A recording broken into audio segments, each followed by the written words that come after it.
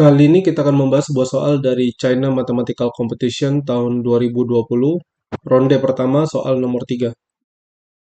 Diberikan A lebih dari 0 dan nilai minimum dari fungsi fx sama dengan x ditambah 100 per x pada interval x lebih dari 0 kurang dari atau sama dengan A dan x lebih dari atau sama dengan A adalah M1 dan M2 secara berturut-turut. Jika nilai dari M1 dikali M2 sama dengan 2020, maka nilai A adalah titik-titik. Untuk menjawab soal ini, pertama kita harus periksa terlebih dahulu kapan fungsi ini naik, lalu kapan fungsi ini turun. Nah, fungsi akan naik jika nilai dari f aksen x-nya lebih dari 0, atau nilai dari 1 dikurang 100 per x kuadrat lebih dari 0. Kita punya x kuadrat dikurang 100 per x kuadrat lebih dari 0. Dari sini nanti kita akan temukan bahwa fungsi naik itu ketika nilai dari x kurang dari negatif 10 atau nilai dari x lebih dari 10. Sementara itu fungsi fx itu turun ketika nilai x-nya lebih dari negatif 10 dan kurang dari 10.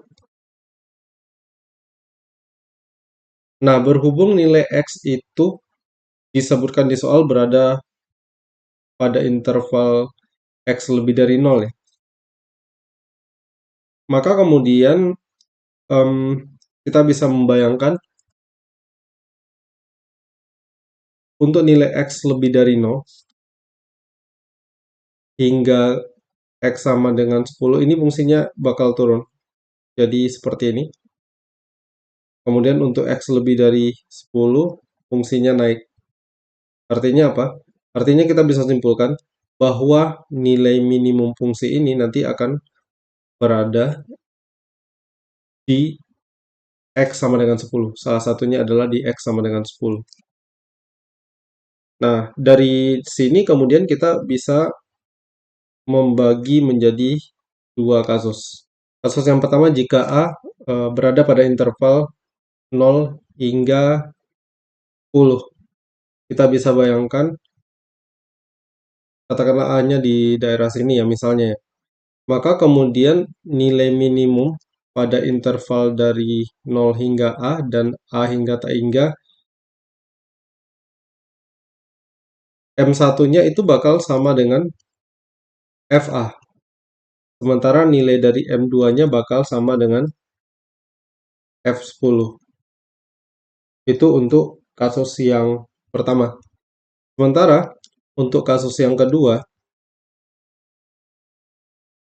jika A berada pada interval lebih dari atau sama dengan 10, jadi dari 10 hingga positif tak hingga, nah kita sekali lagi akan coba bayangkan, nanti intervalnya ada dari 0 hingga ke A, kemudian dari A hingga tak hingga, maka nilai dari F1-nya jelas di sini akan sama dengan F10. Sedangkan nilai dari M2-nya akan sama dengan FA. Nah, di kedua kasus ini jelas-jelas bahwa nilai M1 kali M2-nya itu pasti sama dengan FA dikali F10.